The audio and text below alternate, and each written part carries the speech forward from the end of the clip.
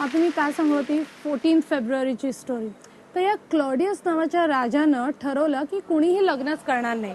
मग हे सगळे कपल्स गेले सेंट व्हॅलेंटाईनकडे. सेंट व्हॅलेंटाईन त्यांची चोरी छुपे लग्न लावून द्यायचा. कूल ना. सेंट व्हॅलेंटाईन या सगळ्या कपल्समध्ये खूप फेमस झाला. पण शेवटी काय झालं, सेंट व्हॅलेंटाईनला झाली फाशी. हा क्लॉडियस रूपी समाज अजूनही हमें जीने नहीं देता. अगदी मुंबईसारख्या शहरात सुद्धा प्रेमाला जागाच नाही आहे.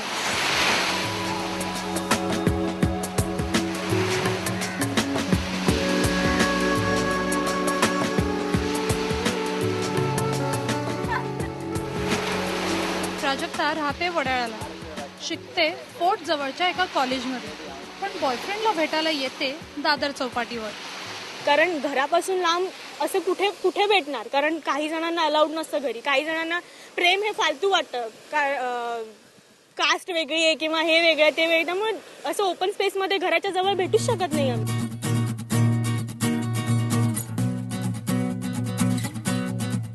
तुषारची लव्ह स्टोरी भी कुछ ऐसी है.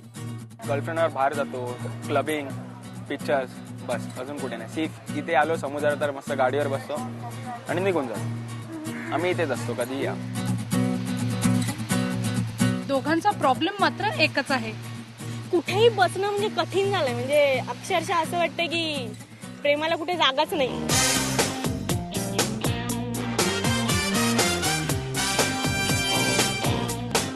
पार्क, चौपाटी, पडीक किल्ले, cinema hall, bus stop, railway station हे आमचे हक्काचे हँगआउट. भेटलं नाही तर असं वाटतं की दिवस एकदम बोर्ड गेलं, हे गेलं, मजा नाही आली, काय नाही. फक्त एक झलक हवी असते, म्हटलं ना, बस एवढं. पण या भेटण्यावरही बंधनं. हातात हात घालून बसणं किंवा खांद्यावर हात ठेवणं म्हणजे काही चुकीचं आहे का? I was holding her hand आणि सडनली वॉचमन आला आणि शिट्ट्या वाजवायला लागला. हात छोड. तर मी असा होतो क्यों, तो बोला नाही क्या फॅमिली पार्क आहे असं काहीतरी, तर इधर हात नाही पकडणे का. म्हणलं काही आहे, तू इधर किसको भी बुला के ले या, मैं हात नाही सोडेल. हल्ली या सगळ्या गोष्टी खूप अशा इझिली घेतल्या जातात ग. म्हणजे असं नाही की अय्या किस करतोय किंवा असं नाही घेतलं जात. प्रेमामध्ये या सगळ्या थोड्याफार गोष्टी होतातच. मग यासाठी म्हणजे असं नाही की नाहीच केलं पाहिजे, हातच ठेवला पाहिजे, किसच नाही गेले पाहिजे, पप्पीच नाही घेतली पाहिजे, असं काही मला वाटत नाही. खुल्लम खुल्ला केलेल्या प्रेमाला कायद्यानं घातली हतकडी पीडीएच्या नावानं, म्हणजेच public display of affection. Third माणसाला डिफाईन करणं अतिशय कठीण आहे की काय बरोबर आहे काय चुकीचं आहे. इम्पॉसिबल आहे. काय मोराल पोलिसिंगच्या मी टोटली अगेन्स्ट आहे. म्हणजे जे मध्ये पोलीस लोक फिरायचे, हा हे करू नका, किंवा मरीन ड्राईव्हला आतमध्ये बसायचं, दॅट इज राईट. आजूबाजूनी जाणार आहे एवढ्या विचित्र नजरेने बघतात ना, ती असं किळस वाटते की शी आपण इथे बसलोय. म्हणजे आपल्याला स्वतःची लाज वाटते की आपण कुठे बसलोय. मग असं वाटतं नको, बसायलाच नको, भेटायलाच नको, मग फोनवरच बोलूया, मग असं होतं. नाहीतर असा फुल अख्खा दिवस असा एकटा फुल थोडाफार लोनली फील होता. नाहीतर काय फोन कॉलवरती फक्त ऐकू शकतो, बघू तर शकत नाही.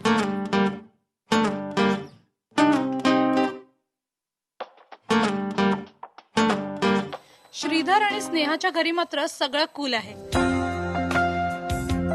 श्रीधर तिच्या घरी पडलेला असतो आणि कधी ती त्याच्या, म्हणूनच लोकांची वाकडी नजर त्यांच्या वाट्याला येत नाही. कुठलीही नवीन गोष्ट येताना काहीतरी सोसायटीत राहतो म्हणून झोल झाला आणि मग तो संस्काराचा इश्यू केलाच जातो. आणि आपल्याकडे गर्लफ्रेंड असण्याची पद्धत नाहीये, त्यामुळे मी कसं फार बरोबर करतोय असं नाही, पण ठीक आहे यार, माझ्या घरच्यांना प्रॉब्लेम नाहीये.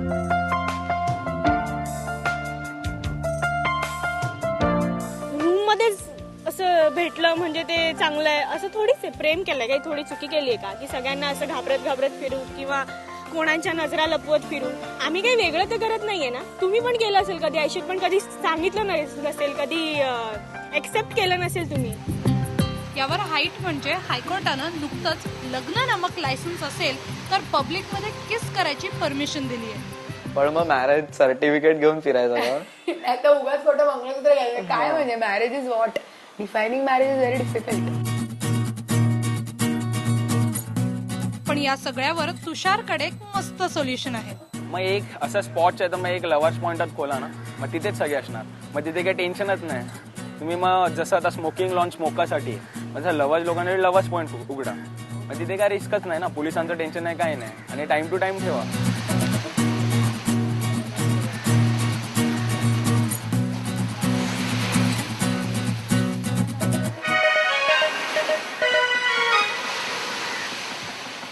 ओके, जर तुमच्या इथे डेटिंग करायला जागा असेल आणि जर या व्हॅलेंटाईन डेला तुम्ही कोणाला तरी मस्त पटवलं असेल तर तुमच्या बॉयफ्रेंड किंवा गर्लफ्रेंडला बाहेर घेऊन जाण्याच्या आधी या काही टिप्स नक्की लक्षात ठेवा. समस्त मुलांनो, आपली बाईक नीट सर्व्हिस करा, नाहीतर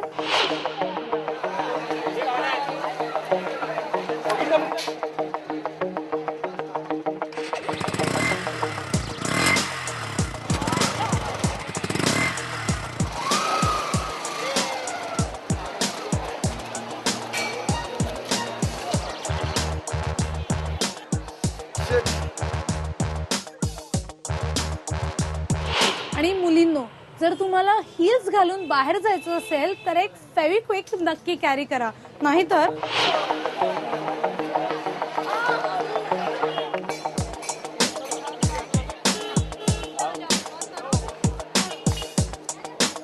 आणि जर प्रपोज करायची वेळ आली तर आपली तानसेनगिरी दाखवू नका. मैं हूँ बड़ा अलबेला, सभी हसीनों का शहजादा, धरती का सितारा. तुम बस आए, यूं मुस्कुराए, शराबी ये दिल खो गया. आशना की मंजिल, मेरा नाम है Sahil end now you pay the bill. त्याच्याऐवजी मस्त सेलफोन वरती गाणं लावा आणि 2 हेडफोन्स मध्ये ऐकत बसा. चाहे तुम कुछ ना कहो, मैंने सुन लिया के साथी प्यार का मुझे चुन लिया, मैंने सुन लिया. अजून खूप साऱ्या टिप्स आणि खूप सारी व्हॅलेंटाईन डे ची एक्साइटमेंट बाकी आहे, पण आता आपण घेऊया एक ब्रेक. हा फक्त youth tube.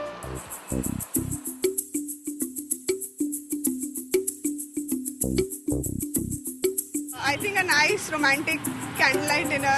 A nice movie and then a long drive. Cards देके या फिर कुछ गिफ्ट्स देके मैं कर सकता हूँ किसी को इम्प्रेस. मनातल्या मनातवी तुझं समीप राहतो. कसे सरतील सय माझ्या विणा दिस तुझ. तिला आवडेल अशी एक मस्त पर्स किंवा एखादी महागडी ज्वेलरी, त्याच्यासाठी कुठलं तरी परफ्यूम, किंवा त्याला आवडेल त्या रंगाचं टी शर्ट गिफ्ट करणं म्हणजे खरंच एक परेशानी असते. पण अपने प्यार का इजहार करण्यासाठी फक्त आय लव्ह यू म्हणणं म्हणजे आउट ऑफ फॅशन.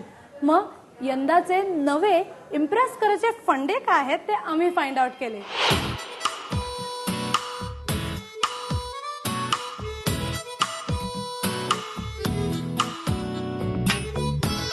मैं रैप कर सकता हूँ, डांस कर सकता हूँ, और अगर वो नहीं चला तो फिर उसके दोस्तों के साथ दोस्ती करके उसे जान सकता हूँ. मैं पोएम लिखना पसंद करता हूँ. Shall write a poem for which will impress her. पहली नजर में ऐसा जादू कर दिया, तेरा बन बैठा है मेरा जिया. मेरे पियर्सिंग से इम्प्रेस कर सकता हूँ. कहता है दिल रास्ता मुश्किल, मालूम नहीं है कहाँ मंजिल. I've got my Lexus जो कुछ ज़्यादा ही महंगी है, तो वो अगर लड़की को मैं अगर रोड पे लाऊं, if I ask her to sit inside my car, obviously वो देखने के बाद वो गर्ल बैठेगी ही मेरी गाड़ी में, इतना मैं श्योर हूँ. I think you should just be witty, be smart, be yourself, be nice and flirt करो थोड़ा and yeah, that's it. इसका स्केच बनाऊंगा and I'll present it to her. मैं तो सिर्फ वैसे ही कुछ गिफ्ट हाइड करूंगी बहुत सारी होटल्स में, और उसको ही बोलूंगी कि ढूंढ तू जहाँ पे भी. I just give him a clue, just a desert के next clue is this and you have to find the gift. एक दिन तेरी राहों में निगाहों में आऊंगा. सॉन्ग रिकॉर्ड करूंगी और उसको स्पेशली सुनाऊंगी. और with my comments and everything whatever comes to my heart, that is just basically जो मेरे दिल में आएगा। तुमसे मिलके ऐसा लगा, तुमसे मिलके अरमा हुए पूरे दिल के, ए मेरी जाने वफा। I think a nice romantic candlelight dinner, a nice movie and then a long drive. Cards देके या फिर कुछ गिफ्ट्स देके मैं कर सकता हूँ किसी को इम्प्रेस। मैं उसको वॉच गिफ्ट करना चाहूंगी बिकॉज जब भी वो वॉच को देखा तब उसको मेरी याद आए। जाऊ नको दूर तू, अशी आहे समोर तू, माझा रंग तू घे तुझा रंग मला दे, आय लव्ह यू।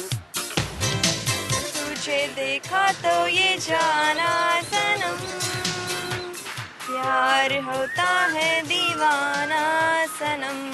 कितना हसीन चेहरा, कितनी प्यारी आंखें, कसे सरतील सर माझ्या विणा दिस तुझे सरताना, आणि सांग सरतील ना गुलाबाची फुलं दोन, रोज रात्री डोळ्यावर मुसू मुसू पाणी, सांग भरतील ना भरतील ना। नया प्यार है नया इंतहा, कर लूं मैं अपना हाल, ऐ दिले बेकरार, मेरे दिले बेकरार, तू ही बता, पहला नशा पहला घुमा।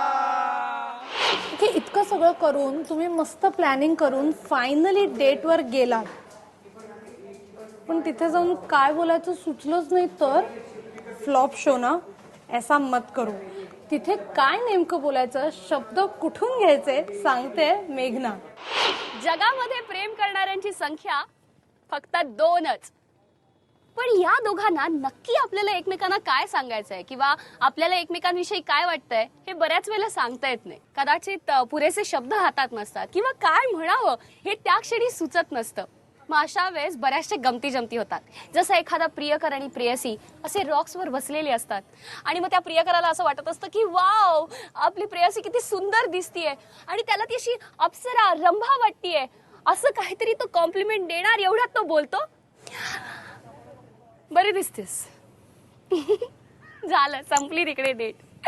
पण अजिबात काळजी करू नका, काही सांगण्याचा प्रॉब्लेम आहे ना तो अजिबात मनात घेऊ नका, कारण आपले कवी आणि आपले जे लेखक आहेत त्यांनी आपल्यासाठी इतकं सुंदर आणि इतकं प्रगल्भ असं साहित्य लिहून ठेवलंय की ते प्रत्येकाने जरी वाचलं ना तरी तुमचं प्रेम सफल झालं असं समजा। जसं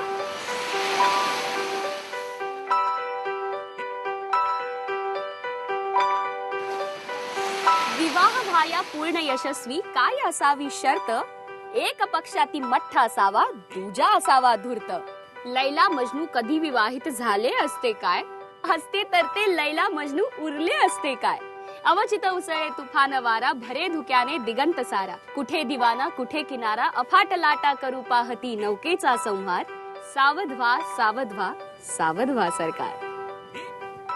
मस्त कविता आहे ना, कुसुमाग्रजांची ही कविता। प्रेम हे फिलिंगच खूप मस्त आहे, मग त्यासाठी तुम्हाला शब्द मिळू देत किंवा नको मिळू देत, एक आयुष्य मिळालंय, ते प्रेमाने जगूया। आहे हे असं आहे गौरी देशपांडे यांचा एक अप्रतिम कथा संग्रह, त्यातील आता कुठं जाशील टोळंबटा ही एक कथा, त्यातला ना एक परिच्छेद वाचून दाखवायला मला नक्की आवडेल। आम्ही एकमेकांना भेटलो ना तेव्हा आमची प्रेमात पडण्याची पूर्ण तयारी झाली होती। तो जरी काळा बेंद्रा, हेंगडा, लुळा पांगळा असताना तरी सुद्धा मी त्याच्या प्रेमात पडले असते। मग हा तर काय आर्जवी, देखणा, एकटा आणि त्यात कादंबरीकार, बघायचीच खोटी। आता कळलं की बायकांना आपल्या प्रेमात कसं पाडायचं हे त्याला सवयीनं चांगलंच तोंडपाठ झालं होतं, पण मला बावळीला तसं कधी कुणी भेटलंच नाही। त्याच्या बाजूनी म्हणायचं तर तोही खरंच माझ्या प्रेमात पडला होता। नेहमीच्या सरावानं सुरू झालेली मैत्री, बोललेले शब्द, फेकलेले कटाक्ष, हसलेलं हसू आता त्याच्या अंगाशी आलं होतं। तो ज्या हॉटेलात उतरला होता तिथल्या रेस्टॉरंट मधील बिअर पिता पिता मी सहज म्हणून माझ्या मनाच्या बधीर कोपऱ्यातली पुस्तकाची गोष्ट त्याला ऐकवली। बघितलं, नायिकेने आपल्या मनातलं प्रेम हे पुस्तकाद्वारे व्यक्त केलं, आपणही अशा अनेक कविता आणि पुस्तकांची मदत घेऊन आपलं मन नक्कीच व्यक्त करू शकतो.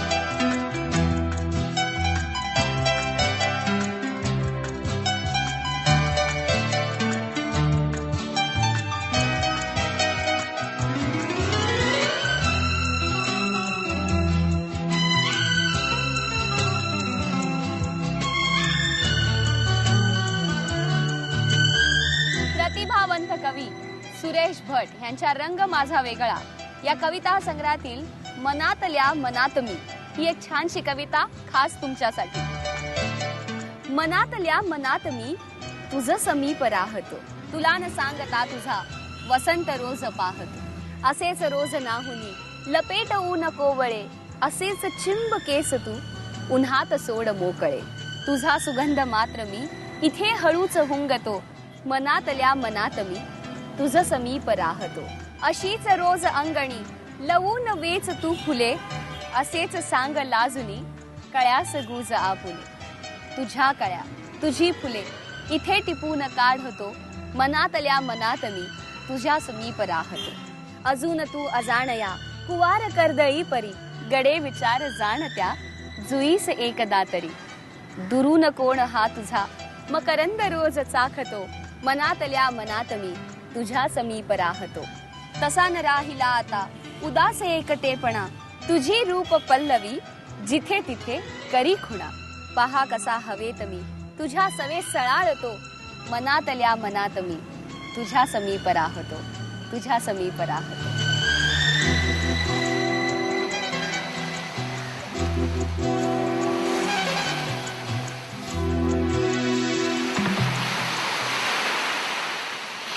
युट्यूब मध्ये या आठवड्यात इतकंच.